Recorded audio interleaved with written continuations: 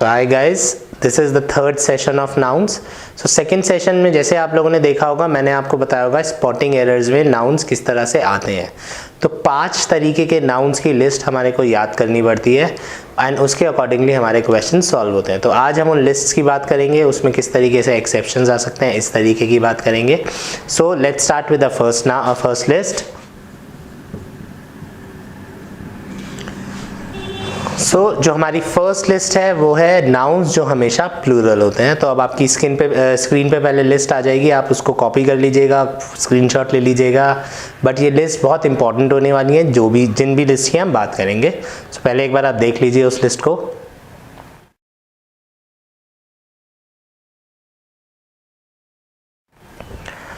जैसे आपने लिस्ट देख ली होगी, उसमें बहुत सारे वर्ड्स आपको दिखेंगे। अब इसमें हम इन वर्ड्स को 2-3 कैटेगरीज में डिवाइड कर सकते हैं। सबसे पहले कैटेगरी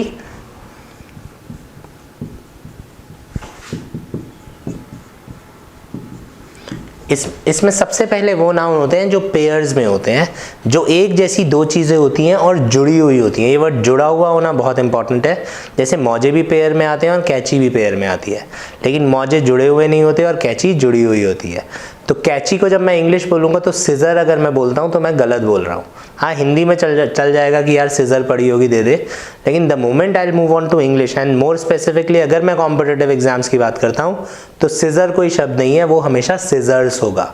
तो आप एक कैची की भी बात करोगे तो सिजर्स बोलोगे, इसी तरह से एक पैंट की बात करोगे तो पैंट्स बोलोगे, एक जीन्स की बात करोगे तो जीन्स बोलोगे। तो ये लिस्ट जब आप देखेंगे, इसमें जितने वर्ड्स आपको नहीं समझ में आते हैं एक बार आप डिक्शनरी से चेक कर सकते हैं, क्योंकि इनका मीनिंग पता होना बहुत ज़रूरी है।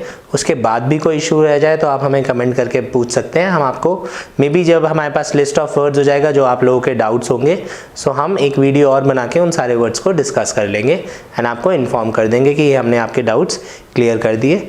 तो फर्स्ट लिस्ट में जब हम बात करेंगे तो सबसे पहले आएंगे नाउन्स इन पेयर्स, जो भी नाउन्स कनेक्टेड हैं और जुड़े हुए हैं। इसके अलावा कुछ नाउन्स और होंगे जो आपको याद रखने पड़ेंगे, जैसे वर्ब्स में आईएनजी वाले।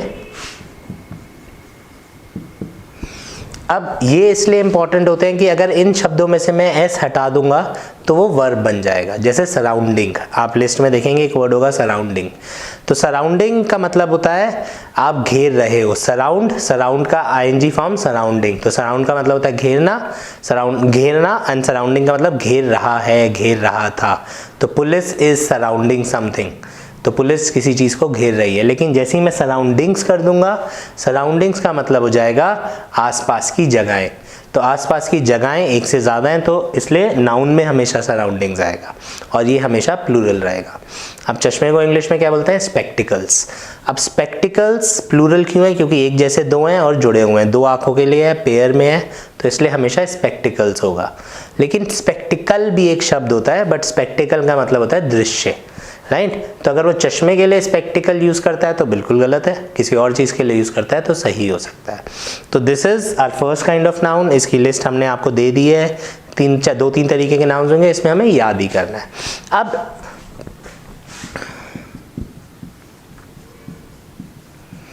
इन लिस्ट में एक्सेप्शंस कैसे आ सकते हैं? तो इन लिस्ट में एग्जामिनर एक्सेप्शन कर सकता है व्हेन ही विल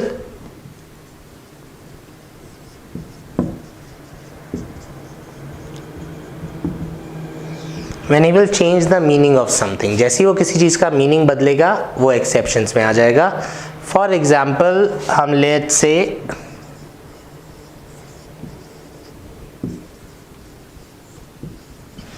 वेजेस। अब आप लिस्ट में आपने पढ़ लिया होगा कि वेजेस जो होता है वो हमेशा होता है प्लूरल। अब मुझे मतलब, मैंने पहले ही आपको बोला कि आपको इन सब का मीनिंग पता होना ज़रूरी है, क्योंकि अगर एग्जामिनर ने मीनिंग चेंज कर दिया तो वो एक्सेप्शन में आ जाएगा, वो प्लूरल नहीं रहेगा। तो मैं भी यही पढ़ाता हूँ कि वेजेस हमेशा प्लूरल होता है, लेकिन एग्जामिनर आपको ऐसा क्वेश्चन दे सकता है जहाँ पे वेजेस सिंगुलर हो। डिफरेंस बीइंग कि वो उसका मतलब बदल देगा। तो वेजेस का नॉर्मल मतलब होता है दिहाड़ी या वो सैलरी जो आपको रोज मिलती है। सो वेजेस। अब मैं एक जैसा ही सेंटेंस लिख लेता हूँ।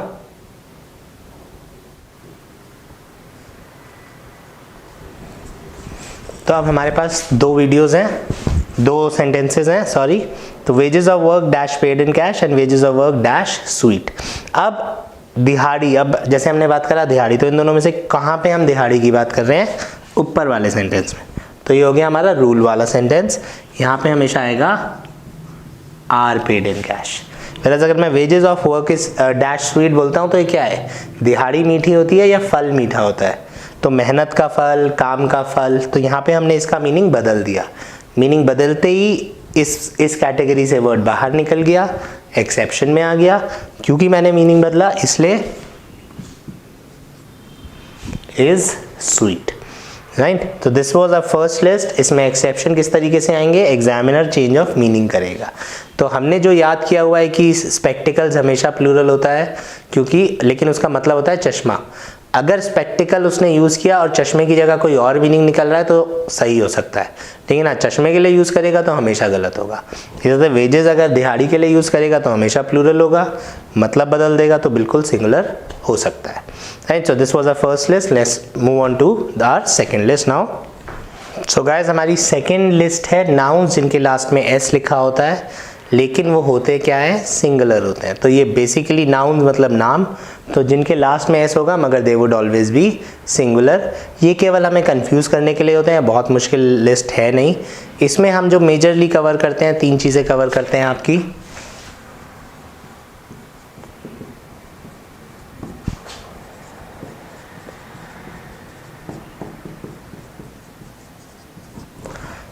Subjects, sports and diseases. So पहले इस लिस्ट पे नज़र मार लेते हैं, फिर हम इसके बारे में आगे बात करेंगे। सो अब आपकी स्क्रीन पे लिस्ट आ जाएगी।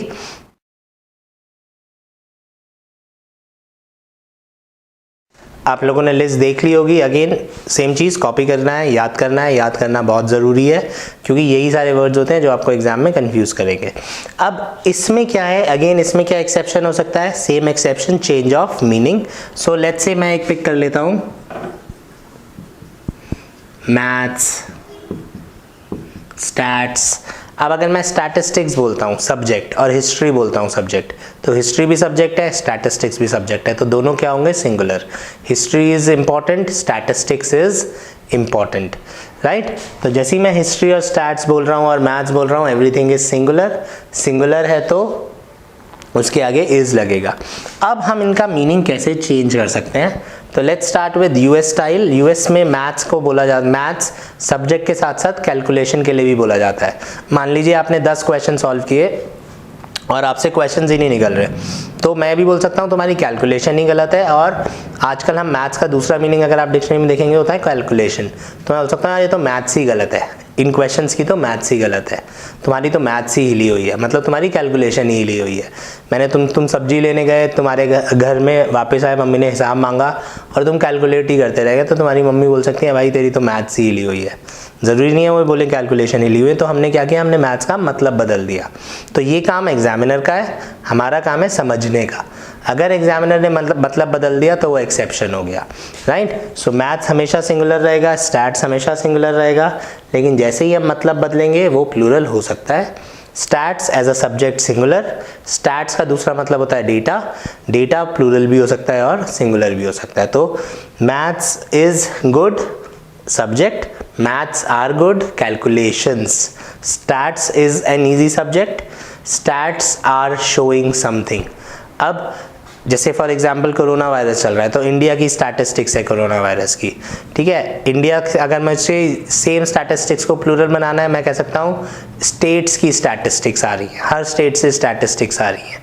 तो जैसे ही मैंने हर स्टेट्स पे आया, वो स्टैटिस्टिक्स क्या हो जाएंगी, प्लूरल हो जाएंगी, क्योंकि हम सब्जेक्ट की बात नहीं कर रहे, हम डेटा की बात कर रहे हैं, right. So this is our second thing. Again आप लिस्ट देख लीजिएगा, ये 3 इसमें कॉमन होते हैं, name of sports, name of subjects and name of illness, illness या डिजीज या बीमारी, right. So this was our second list. Let's move on to our third list. So guys, हमारी जो थर्ड लिस्ट है वो words हैं जो जिनके आगे एस नहीं लगता है, लेकिन बहुत ज़्यादा वो हमेशा प्लूरल होते हैं, राइट। फॉर एग्जाम्पल ये 2 चीज़ें सबसे ज़्यादा इंपॉर्टेंट है। अगर आप हमारे नाउन्स का सेकंड वीडियो देखेंगे तो ये हमने बहुत अच्छे से डिस्कस किया है उसमें। तो सेकंड वीडियो में हमने बेसिकली आपको बताया था कि क्या क्या होने वाला है, एंड आज हम आपको उसका बेस थ्योरी दे रहे हैं, हम आपको वो लिस्ट लिखवा रहे हैं। तो पुलिस हमेशा प्लूरल होता है, पुलिस सिंगुलर नहीं होता। मुझसे बहुत सारे लोग बच्चे पूछते हैं कि सर आर्मी के साथ इज और पुलिस के साथ आर क्यों। इसका एक बहुत बेसिक सा लॉजिक है। आर्मी कलेक्टिव नाउन है, कलेक्टिव नाउन मतलब ग्रुप का नाम है, पुलिस कलेक्टिव नाउन नहीं है। अगर आप गूगल करेंगे और आप पुलिस का कलेक्टिव नाउन देखेंगे तो पोजेस करके आता है, पुलिस नहीं होता है, राइट। तो police is not a collective noun where as army is a collective noun, इसलिए आर्मी सिंगुलर होता है, पुलिस सिंगुलर नहीं होता। तो पुलिस इज गलत, पुलिस आर सही, ठीक है। नेम ऑफ अ टीम अगर मैं बात करता हूँ तो किसी भी स्पोर्ट्स टीम की जब हम बात करेंगे तो वो उसको प्लूरल माना जाता है। जितने लोग भी अखबार पढ़ते हैं ये आपके लिए बहुत आसान है। आजकल स्पोर्ट्स हो नहीं रहे हैं because of corona, but other than that आप कभी भी स्पोर्ट्स की न्यूज़ देखेंगे तो आप हर टीम को प्लूरल माना जाएगा। आप क्रिकेट के फैन हैं तो आप Chennai Super Kings, Mumbai Indians या फिर इंडिया की बात कर सकते हैं, India as a team plural होगा। आप फुटबॉल के फ़ैन हैं तो बार्सिलोना हो गया, लिवरपूल हो गया, मैन सिटी हो गया, तो सब प्लूरल हो जाएंगे। अगर आप बास्केटबॉल के फ़ैन हैं तो लेकर्स हो गया। तो आपको सारे नाम, आप जो भी स्पोर्ट देखते हैं और वो टीम स्पोर्ट है, आप उसकी न्यूज़ चेक करिएगा, सब जगह उसको वो प्लूरल मानते हैं, सिंगुलर नहीं मानते। तो हमारे को ये 2 वर्ड्स इंपॉर्टेंट है। इसके अलावा जो लिस्ट है वो मैं आपको स्क्रीन पे डलवा रहा हूँ।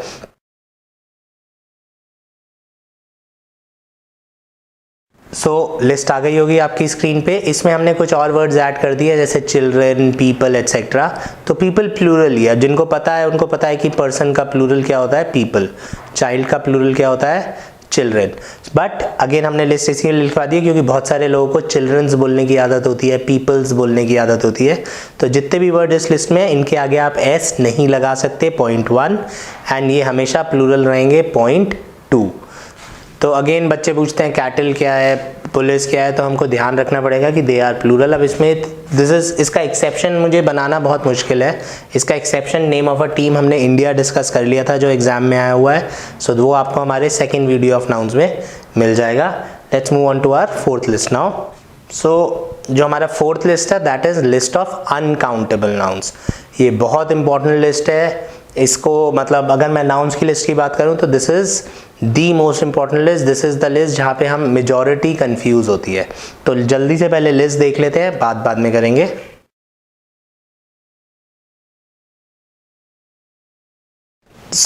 ये जो लिस्ट आपने देखी है ये क्यों इंपॉर्टेंट है सबसे ज़्यादा, बिकॉज यहाँ पे आप हर एक वर्ड को चेक करेंगे इन हिंदी, इन इंग्लिश, आपकी जो भाषा है, और आपको डिसाइड करना है कि आपकी लैंग्वेज में काउंटेबल है कि नहीं काउंटेबल है।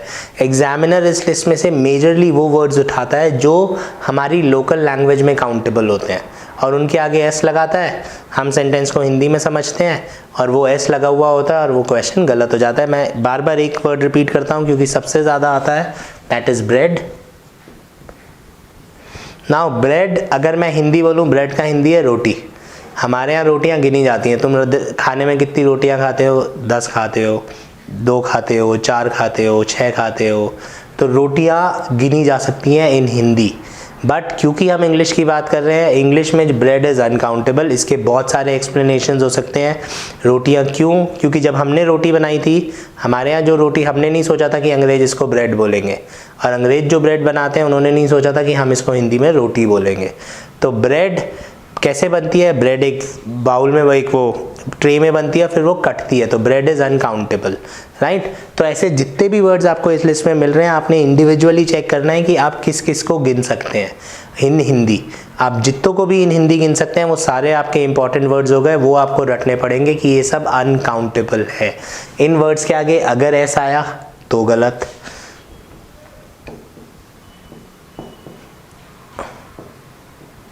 अगर ए आया, जैसे ब्रेड है तो अ आएगा, ठीक है।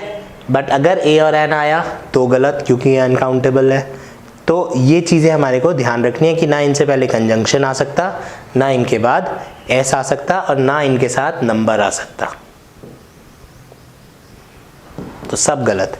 अब इनको याद करने के लिए कुछ लोग आपको कलेक्टिव नाउन याद करा देंगे, लोफ ऑफ ब्रेड, तो बट वो अगर आप पेपर में देखेंगे तो बहुत ज़्यादा आता नहीं है। हम भी आपको लिस्ट देंगे, but that is not very important for majority of our competitive exams.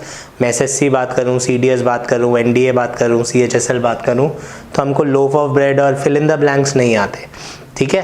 तो इसलिए वो बहुत ज़्यादा याद करने की ज़रूरत होती नहीं है। हाँ, जब आपका पूरा सिलेबस हो जाए और आपके पास टाइम बचे और आप सोचें और क्या पढ़ के जाऊँ, तब आप उसको याद कर सकते हैं कि किसको क्या बोला जाता है, राइट। अदरवाइज जब तक मैं खाली ब्रेड बोल रहा हूँ वो ब्रेड रहेगा, उससे पहले नंबर नहीं आ सकता। So this is what happens in uncountable noun. जितने भी शब्द हैं उनमें एस नहीं लग सकता। आपको जो जो शब्द लगते हैं काउंटेबल हैं वो आपको याद करने पड़ेंगे। जो शब्द क्लियर नहीं हो रहा, जिस शब्द में डाउट है, अगेन आप हमें कमेंट कर सकते हैं, मैसेज भेज सकते हैं कि सर ये शब्द क्यों का अनकाउंटेबल है, and we'll try and explain it. Message में समझा पाए मैसेज में, नहीं तो हम एक वीडियो बना के आपको शेयर कर देंगे आपके लिए। So this is our fourth list and this is the most important list. मैं बार बार रिपीट कर रहा हूँ, बिकॉज ऑफ अनकाउंटेबल नाउन्स। कोई आर्टिकल नहीं, कोई एस नहीं, कुछ नहीं।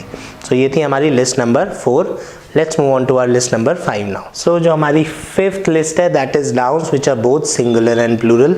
सो इसमें क्या होगा, इसमें दो तरीके के शब्द होते हैं, एक वो जिनमें एस नहीं लगता और एक वो जिनमें एस हमेशा लगता है। बट हमको ध्यान क्या रखना है, डियर अगर मैं बोलता हूँ कि सिंगुलर प्लूरल दोनों है, तो एक हिरन को भी डियर बोलेंगे और बहुत सारे हिरनों को भी डियर बोलेंगे।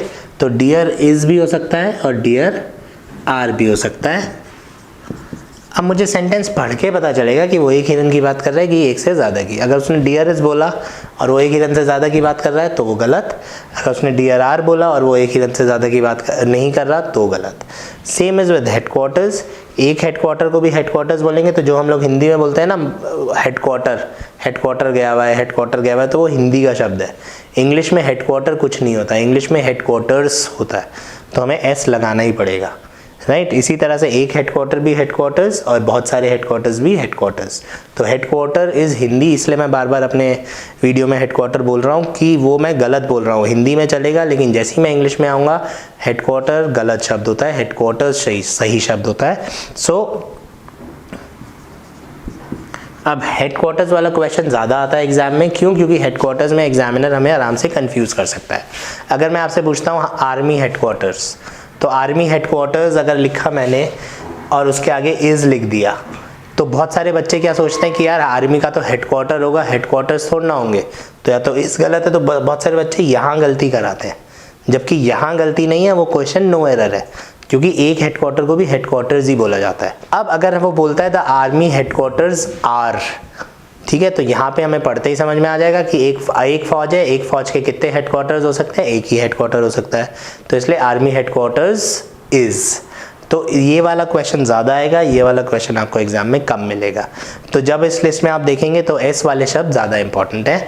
बैरिक्स हो गया, हेडक्वार्टर्स हो गया, क्वार्टर्स हो गया, प्लस ये वाले शब्द। सो पहले इसकी लिस्ट अब आप देख लीजिए।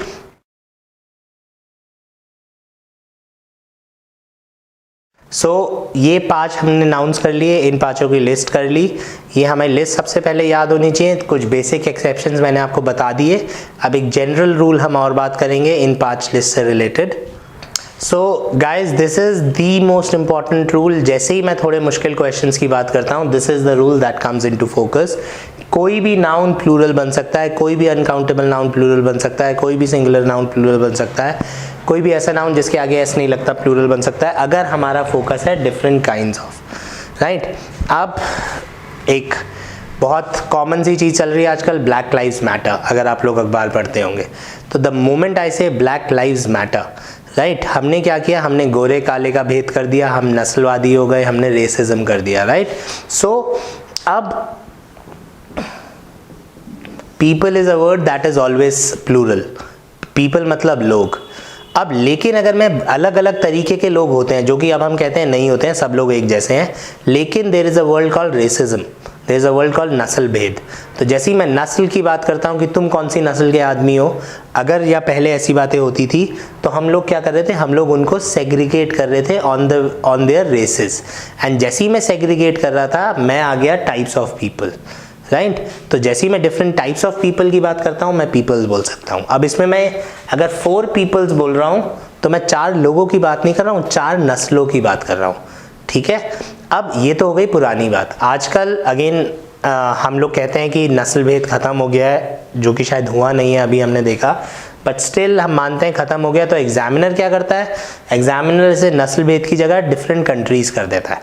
वो कहेगा जर्मनी, इंडिया, जापान और चाइना, चार अलग अलग देश के लोग हैं तो वो पीपल्स यूज़ कर देगा। वाई? बिकॉज वो डिफरेंट कंट्रीज़ पे चला गया, तो या तो डिफरेंट रेस हो या डिफरेंट कंट्रीज़ हो, तो मैं पीपल को पीपल्स बोल सकता हूँ। तो 4 पीपल्स का मतलब 4 लोग नहीं हुआ, 4 अलग अलग देश के लोग या 4 अलग अलग नस्ल के लोग, राइट। सो मैं किसी भी चीज़ के आगे एस लगा सकता हूँ अगर मेरा फोकस है डिफरेंट काइंड्स ऑफ। तो एग्जामिनर ने केवल ऐसा सेंटेंस बनाना है कि वो डिफरेंट उनकी किस्में बना दे, किस्में बनाते ही वो हो जाएगा। अब इसका दूसरा सबसे बहुत ईजी एग्जाम्पल है ब्रेड्स। नेक्स्ट टाइम कभी भी आप किसी रेस्टोरेंट में जाओ, सबसे पहले उसका मेन्यू देखना, ठीक है, और उसका जो रोटियों के ऊपर हेडिंग लिखी होगी वो ब्रेड्स लिखी होगी।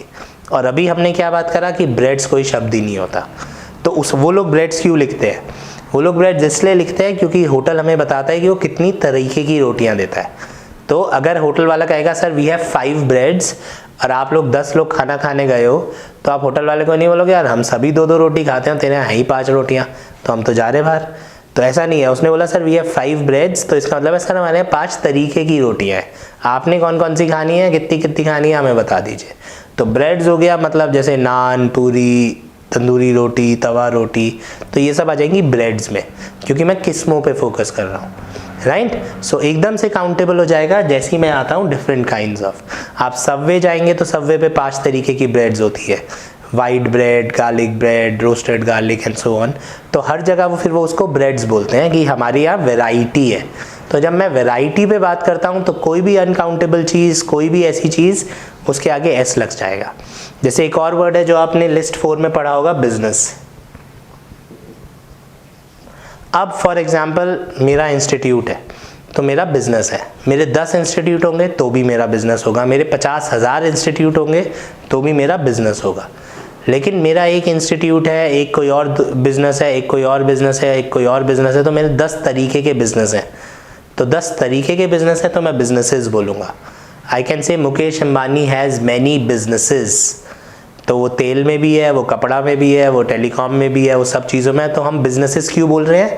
अब लिस्ट में लिखा हुआ है बिजनेसेस कोई शब्द नहीं है, हमने बिजनेसेस क्यों बोला? क्योंकि हमारा फोकस आ गया वैरायटी पे। तो जैसे ही एग्जामिनर वैरायटी पे फोकस करेगा हमारे सारे जगह पे हम एस लगा सकते हैं। This is one very important rule. अब हमारे को ये नहीं सोचना है कि किसका हो सकता है किसका नहीं हो सकता, हमारे को शांत बैठना है। हमारे को जब एग्जाम में क्वेश्चन आएगा, उसने एस लगाया, मैं पढ़ के गया हूँ कि ब्रेड्स नहीं होता, तो मैंने बस ये पढ़ के सेंटेंस समझ लेना है कि उसने वैरायटी पे फोकस किया तो ठीक है, नहीं तो एकदम गलत है। उसने बिजनेसेस बोल दिया तो मैंने बस सेंटेंस पढ़ के देखा कि हाँ अगर ये वैरायटी की बात कर रहा है, अलग अलग बिजनेसेस की बात कर रहा है तो बिल्कुल ठीक है, नहीं तो गलत है, राइट। तो हमारे को अपनी तरफ से नहीं सोचना है, एग्जामिनर का काम है वो सेंटेंस बनाना, हमको बस एग्जाम में पढ़ के और क्वेश्चन समझना है। अगर वो वैरायटी की बात कर रहा है तो आप एस लगा सकते हो, अगर वो एक ही तरीके के बिजनेस की बात कर रहा है तो एस नहीं लगा सकते।